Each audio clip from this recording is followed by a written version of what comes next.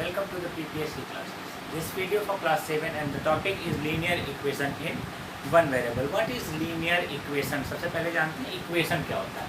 What is equation? Generally अगर देखें तो इक्वेशन क्या होता है, दो साइड होते हैं. इसे हम LHS यानी लेफ्ट हैंड साइड कहेंगे और इसे RHS कहेंगे. कहने का मतलब क्या है कि एक ऐसा इक्वालिटी की कंडीशन हो जिसमें दो साइड, ठीक है, इनके बीच क्या लगा हो, इक्वल का मार्क लगा हो, तो इसे हम क्या कहेंगे, इक्वेशन कहेंगे. और इस इक्वेशन में एक जो खास बात वो है वेरिएबल की. तो वेरिएबल क्या होगा कि इनमें से किसी एक तरफ एक अननोन क्वांटिटी होगी. लाइक अगर हम यहाँ लिख देते हैं x + 7 इज इक्वल्स टू 15, तो यहाँ आप देख रहे हो कि इस तरफ क्या है, एक अननोन क्वांटिटी है, यानी वन वेरिएबल. वेरिएबल क्या होता है, एक अननोन क्वांटिटी होती है. सो ये इधर हो गया अननोन क्वांटिटी का, ठीक है. दो साइड है, इक्वल की कंडीशन से बना है, तो क्या कहेंगे, इक्वेशन कहेंगे, ठीक है. दो साइड इक्वल की कंडीशन से है. लाइक हम जो बैलेंस को अगर देखें, अपनी जो तुला होती है उसे अगर देखें तो उसमें भी दो साइड होते हैं. एक प्लेट अलग होती है और एक अलग होती है. दोनों को हम जो है इक्वल मेजर करते हैं. एक तरफ वेट रखते हैं और एक तरफ वस्तु का भार तौलते हैं. तो वही है कि दो साइड है, इक्वल की कंडीशन से बंधी हुई है. इनमें क्या होता है, किसी एक साइड में या दोनों तरफ एक सेम वेरिएबल जो है ऐड होगा. वो वेरिएबल क्या है, एक अननोन क्वांटिटी है. जो अननोन क्वांटिटी इस इक्वेशन को सेटिस्फाई करेगी, ठीक है. सो वही जो है ये क्या कहलाएगा, एक इक्वेशन कहलाएगा. तो कहने का मतलब क्या है कि इक्वेशन क्या है, दो साइड है, इक्वल की कंडीशन से बंधी हुई है, तो इसे क्या कहेंगे, हम इक्वेशन कहेंगे. एक तरफ वेरिएबल की बात कर रहा है तो एक तरफ क्या है, एक अननोन क्वांटिटी है, और इस तरह से ये हो जाता है इक्वेशन. इसे जो है, और आपकी बुक जो कह रही वो है the statement of equality. Statement of equality, इसमें इक्वल लगा हुआ हो, आर कॉल्ड जो है containing a variable like unknown quantity are called equation. इन्हें क्या कहते हैं, हम इक्वेशन कहते हैं. यानी स्टेटमेंट इक्वालिटी का एक स्टेटमेंट जिसमें एक अननोन क्वांटिटी, उसे क्या कहेंगे, हम इक्वेशन कहेंगे, ठीक है. मान लीजिए यहीं पर अगर जो है ये ग्रेटर या लेसर का मार्क लगा रहे, या तो ये या फिर ये लगा रहे, तो ऐसी कंडीशन पर इन्हें हम इनइक्वेशंस कहेंगे या इनइक्वालिटी कहेंगे. क्या कहेंगे, इनइक्वालिटी या इनइक्वेशन कहेंगे.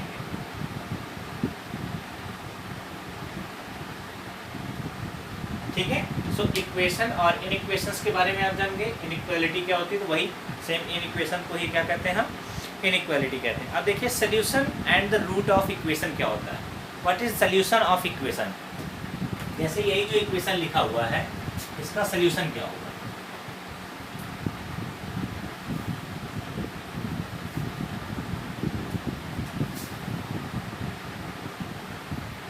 सोल्यूशन ऑफ इक्वेशन,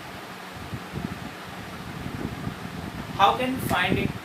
हम यहाँ पर एक ऐसी वैल्यू ऑब्जर्व करेंगे, एक ऐसी वैल्यू को पुटअप करेंगे. एस एक्स यहाँ पर इस इक्वेशन में एक्स की एक ऐसी वैल्यू पुटअप करिए जिससे दोनों ही साइड क्या हो जाए, इक्वल हो जाए. तो अगर हम यहाँ पर एक्स की वैल्यू 8 पुट कर दें, 8 + 7 इज इक्वल्स टू 15, दोनों साइड इक्वल हो गई. दैट मीन्स x की 8 वैल्यू जो है वो क्या है, इसका सोल्यूशन है. सो इसे हम फाइंड करने के अलग अलग तरीकों को अपनाएंगे, वो बात नहीं दिखाएं. पहले यहाँ पर ये जान लीजिए सोल्यूशन क्या होता है. Solution is the value of the variable by which this equation is satisfied. कहने का मतलब है कि वेरिएबल की वह वैल्यू सोल्यूशन होती है जो इस इक्वेशन को क्या कर दे, संतुष्ट कर दे, यानी दोनों ही पक्ष क्या हो जाए, इक्वल हो जाए, ठीक है. सो अब इसे फाइंड करने के लिए क्या तरीके हम अपनाएंगे. मान लीजिए यही इक्वेशन लिखा होता है और हम कैसे फाइंड करेंगे. ये तो मान लीजिए कि हमने सजेस्ट कर लिया था कि x की वैल्यू 8 रख ले, ठीक है. x की वैल्यू 8 हमें ना मालूम हो, हमें जैसे यहाँ पर हम जो है ये कर लें,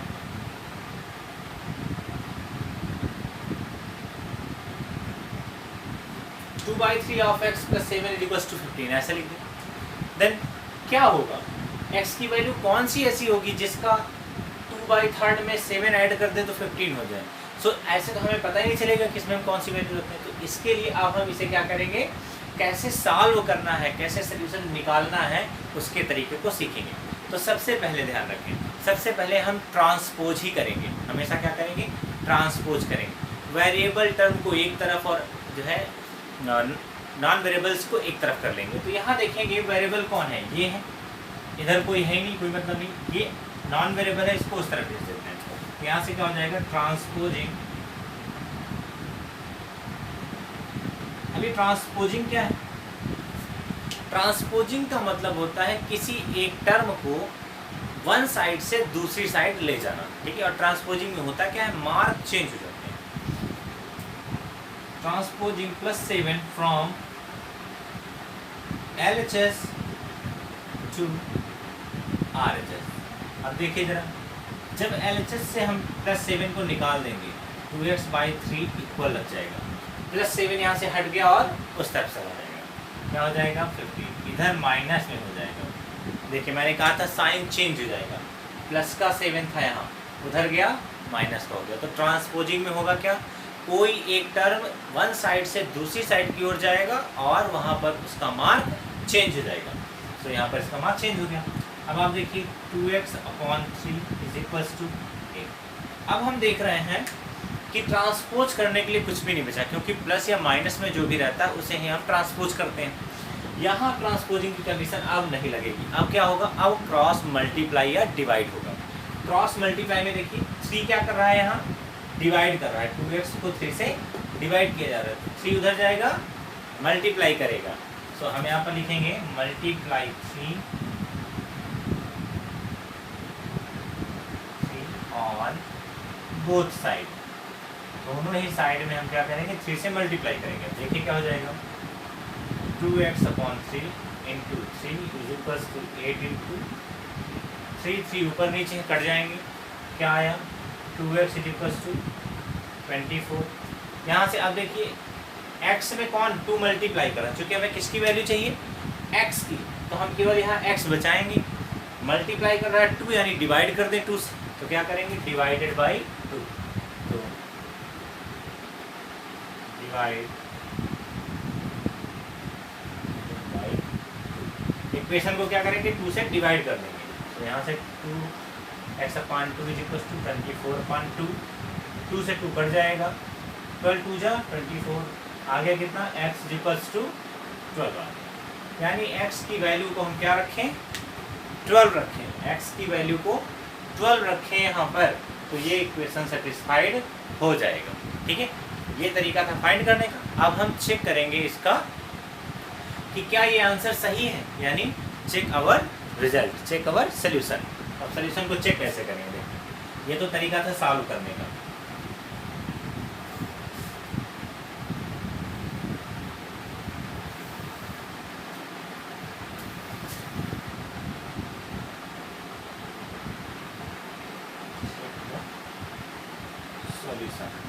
सॉल्यूशन को चेक कर लेते हैं। चलिए 2/3 × x की वैल्यू क्या आई है, 12 + 7 = 15,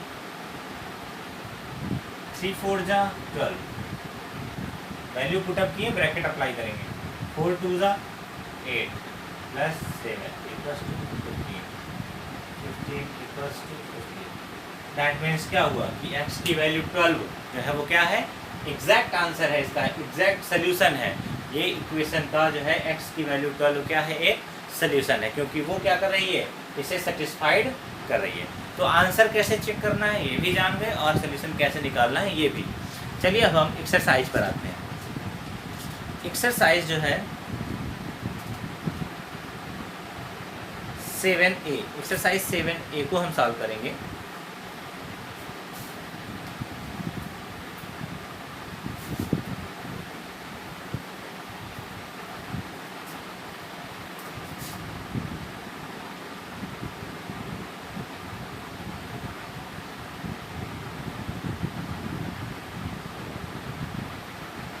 एक्सरसाइज 7A का क्वेश्चन नंबर 3 में बता रहा हूँ। फर्स्ट का 3 देखा है, x +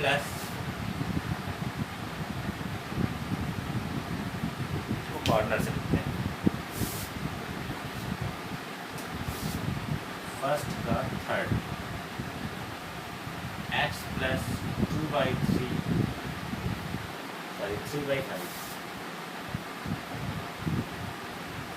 इक्वल्स टू 4/5। अब देखिए सबसे पहले ये प्रयास करिए ट्रांसपोज करने का। तो ट्रांसपोज किस तरफ से होगा? वेरिएबल की तरफ से होता है। वेरिएबल कहाँ है? यहाँ, ठीक है। तो इसमें से वेरिएबल को बचा ले, बाकी को उधर भेजेंगे। तो क्या हो जाएगा? किसको ट्रांसपोज करेंगे? तो transposing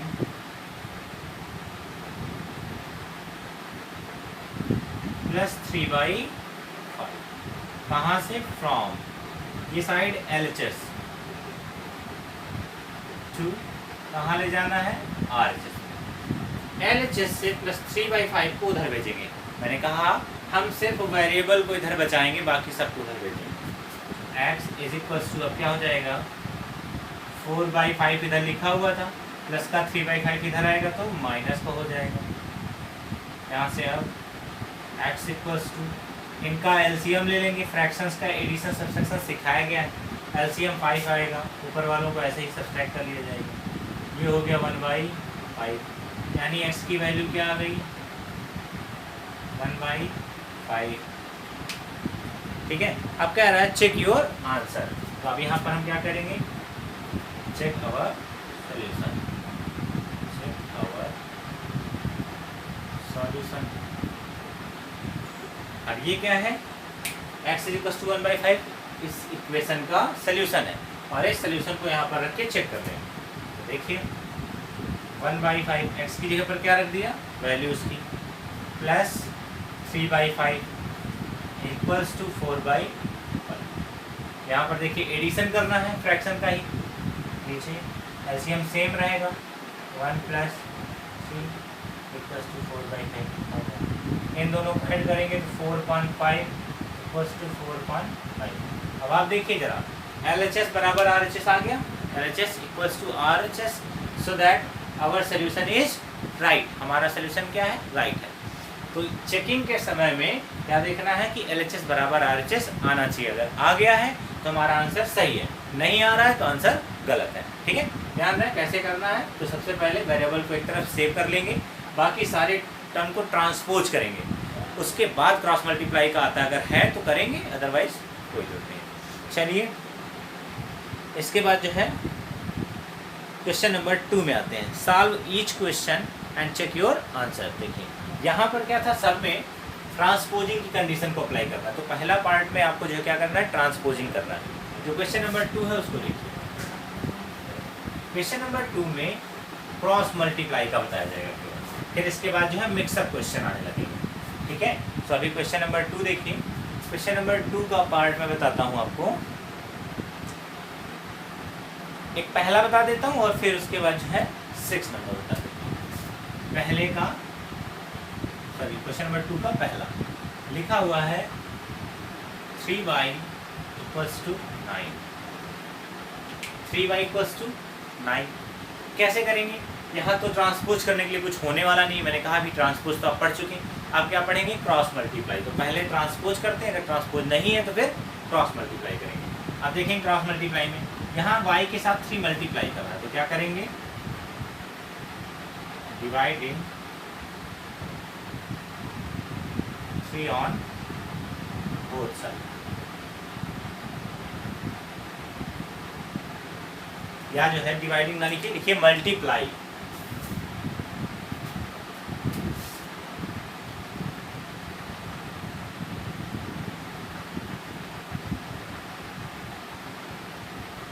one by 3 on both side.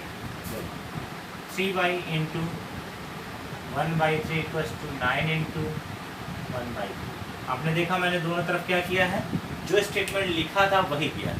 यहाँ 3 मल्टीप्लाई कर रहा था तो 1/3 मल्टीप्लाई करेंगे, 4 मल्टीप्लाई कर रहा होगा तो 1/4 से करोगे, 5 कर रहा होगा तो 1/5 से करोगे, ठीक है।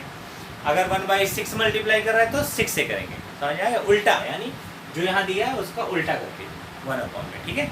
तो अब 3 से 3 ऊपर नीचे कट गया, क्या बचा? y into 1 y equals to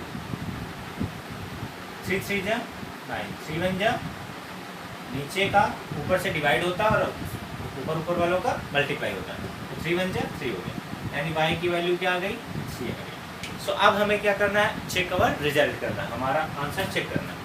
तो चेक अवर रिजल्ट, चलिए हम अपने रिजल्ट को चेक कर लेते हैं। क्या लिखा हुआ है 3 इंटू वाई, वाई की वैल्यू क्या है 3 इक्वल्स टू 9। आप यहाँ देखिए LHS बराबर RHS आ रहा है, तो LHS बराबर RHS आ रहा है यानी हमारा आंसर क्या है, सही है। सो हम इतना कुछ करके जो है लीव कर देंगे और यही हमारा सेटिस्फाइड आंसर होगा, ठीक है। क्वेश्चन नंबर 3 में आपको जो है क्या करना है, इक्वेशन क्रिएट करना है। कोई स्टेटमेंट लिखा जाएगा, इक्वेशन क्रिएट कैसे करेंगे देखिए।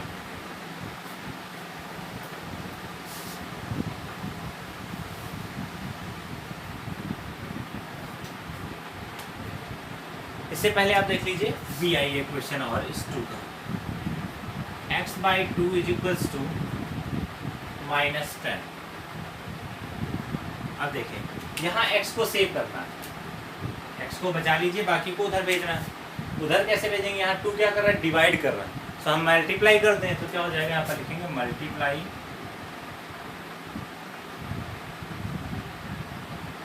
2 ऑन बोथ साइड, दोनों ही तरफ क्या करते हैं 2 से मल्टीप्लाई करते हैं। तो x/2 into 2 is equal to -10 into 2 से 2 पर नीचे कट गया, x बचा केवल 10 2 जा 20, माइनस का 20 आ गया, यानी x की वैल्यू क्या आई माइनस का 20 आ गई, ठीक है। अब आप जो है रिजल्ट को अपने चेक कर लीजिएगा। मैं आपको क्वेश्चन नंबर 3 बताता हूँ।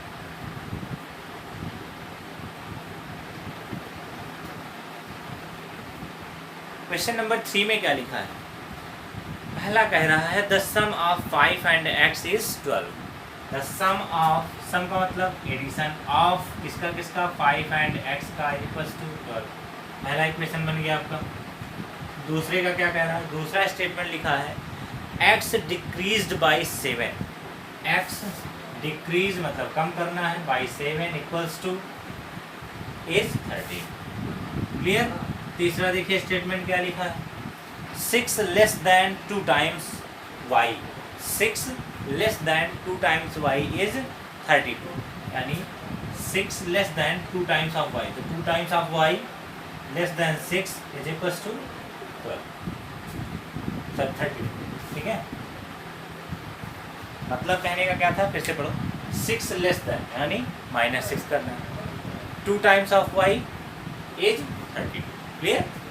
नाउ अब फोर्थ में कह रहा है if 8 is taken away from the number n, n से क्या किया गया है, फोर्थ में कह रहा है 8 is taken away -8 from n is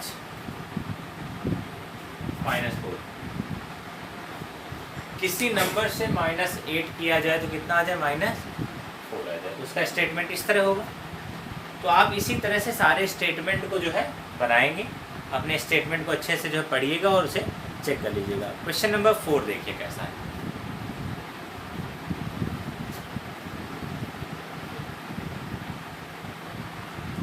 question number 4 का पहला पार्ट, 4 के पहले में लिखा है 5x + 2 इक्वल्स टू 3x + 12। चलिए यहाँ हम तो शुरू करते थे पहले किससे, ट्रांसपोजिंग से, लेकिन यहाँ क्या करेंगे, यहाँ सबसे पहले वेरिएबल पार्ट एक तरफ, न्यूमेरिकल पार्ट एक तरफ। तो सबसे पहले हम जो है वेरिएबल पार्ट को एक तरफ करेंगे, तो क्या लिखेंगे, ट्रांसपोजिंग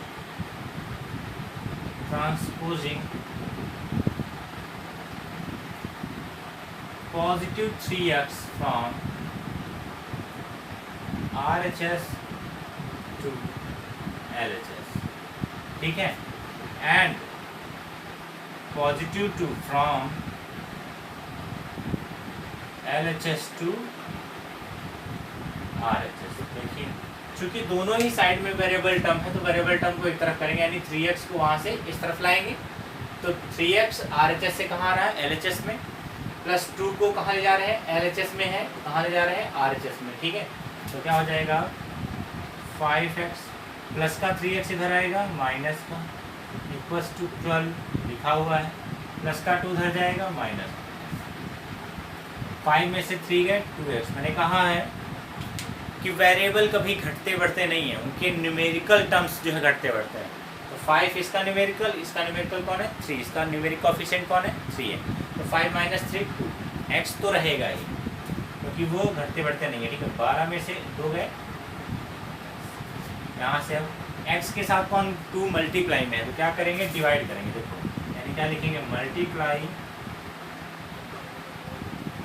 1/2 ऑन बोथ साइड, दोनों ही तरफ क्या करेंगे हम 1/2 से मल्टीप्लाई कर दें, क्या हो जाएगा 2x 1/2 इक्वल्स टू 10 इंटू 1/2,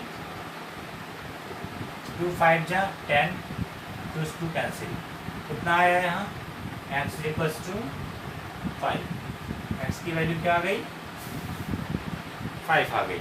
अब आप x की वैल्यू को 5 यहाँ पर रखकर चेक करेंगे। आपको चेक करने के लिए तरीका मैंने बताया है, इधर का रख के इधर सॉल्व करें और इधर का रख के इधर सॉल्व करें, ठीक है। सो अभी चेक भी कर देते हैं इसी में हम।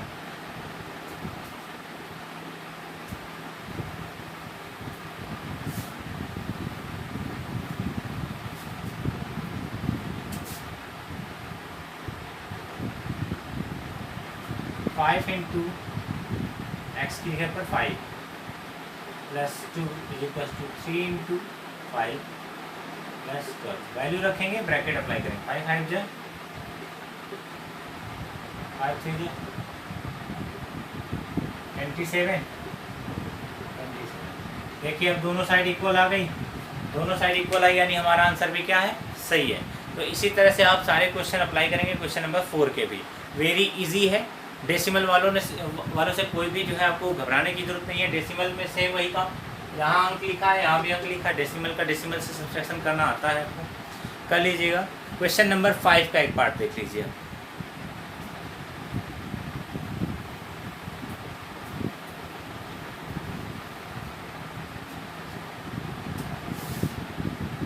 क्वेश्चन नंबर 5 में जो है मैं आपको बता देता हूँ पहले, ये जो 4th नंबर है क्या लिखा है 6 ब्रैकेट में 5x minus 2 is equals to plus 12 is equals to 30, इतना लिखा हुआ है। आप इसे कैसे सॉल्व करेंगे, इज इक्वल्स टू 30। देखिए अब मैं आपको बता दूं, सबसे पहले मैंने कहा था कि देखिए क्या यहाँ पर जो है वेरिएबल टर्म न्यूमेरिकल टर्म एक तरफ है नहीं है, यहाँ न्यूमेरिकल यहाँ भी है वेरिएबल की तरफ भी, जिसे हम पहले उधर ले जाएंगे। यहाँ ब्रैकेट लगा हुआ है, चाहे तो इसे क्रॉस मतलब मल्टीप्लाई करके ओपन कर लें, तो क्या हो जाएगा यहाँ से 6 5 जा 30x माइनस प्लस का है माइनस का प्लस माइनस माइनस 6 2 जा 12 प्लस 12 प्लस टू 30 प्लस का 12 माइनस का 12 कट गया, दोनों जीरो हो जाएगा इनका रिजल्ट, इन दोनों का क्या बचा 30x इज इक्वल टू 30। यहाँ देखो x के साथ 30 मल्टीप्लाई में है, तो क्या करेंगे अब इसका हम मल्टीप्लाई 1/30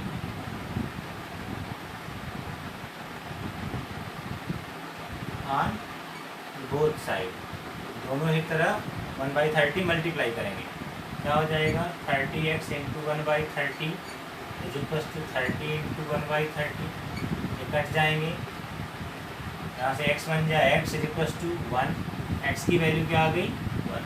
सो x की वह कौन सी वैल्यू है, x का सोल्यूशन क्या है इस इक्वेशन का, तो 1 है।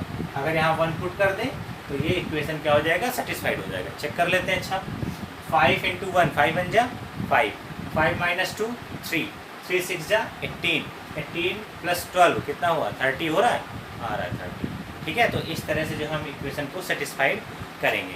इसका एक क्वेश्चन और देख लीजिए जो है IX नंबर, यानी 9th नंबर क्वेश्चन।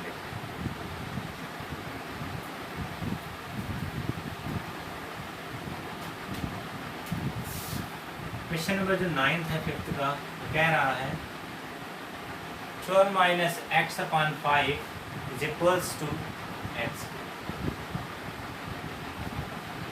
अब देखिए यहाँ अगर देखें तो 12 माइनस एक पूरा टर्म है, उसको पूरा डिवाइड कर रहा है कौन, 5 यहाँ डिवाइड कर रहा है, तो क्या करेंगे, मल्टीप्लाई करेंगे। तो यहाँ लिखेंगे पहले 5 ऑन बोथ साइड, दोनों ही साइड पर क्या करें, 5 से मल्टीप्लाई करें। तो 12 minus X upon 5 into 5 equals to X into 5 से 5 ऊपर नीचे कट गया, क्या आया इधर, 12 minus x equals to 5x हो गया, 5 इंटू एक्स 5x, ठीक है। अब यहाँ दो तरफ वेरिएबल है, यहाँ भी है और यहाँ भी है, तो x, इस वाले x को उधर ले जाते हैं, ये निगेटिव का है, उधर जाएगा तो पॉजिटिव हो जाएगा, यानी transposing minus X from LHS to RHS, ठीक है। क्या लिखना है, transposing minus X from LHS to RHS, ठीक है। तो अब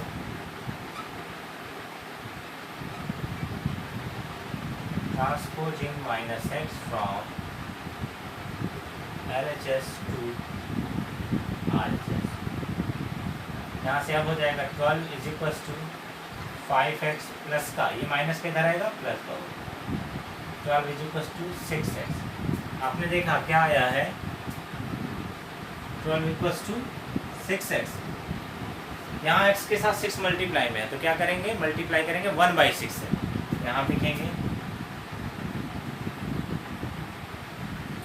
मल्टीप्लाई 1/6 ऑन बोथ साइड, दोनों ही तरफ क्या करें, अब डिवाइड कर दें, 6 से 6 कट गया, 6 2 जा 12 कट गया, 2 इक्वल्स टू क्या आ गया, x आ गया, यानी x की वैल्यू क्या हो गई, 2 हो गई। सो अब इसी तरह से आपको एक्सरसाइज 7A कंप्लीट करनी है, ठीक है। MCQs आप अपने तरीके से लगाएंगे, इसके बाद नेक्स्ट एक्सरसाइज 7B अगले वीडियो में डिस्कस करेंगे। तो आपका होमवर्क इसके लिए है कि एक्सरसाइज 7A आपको कंप्लीट करनी है। इन टर्म्स को बार बार रिपीट करके देखा करिए, वीडियो को आप बार बार रिपीट करके देखें, अगर एक बार में नहीं समझ में आता तो दूसरी बार प्रयास करें और इन सारे क्वेश्चंस को लगाने का प्रयास करें, ठीक है।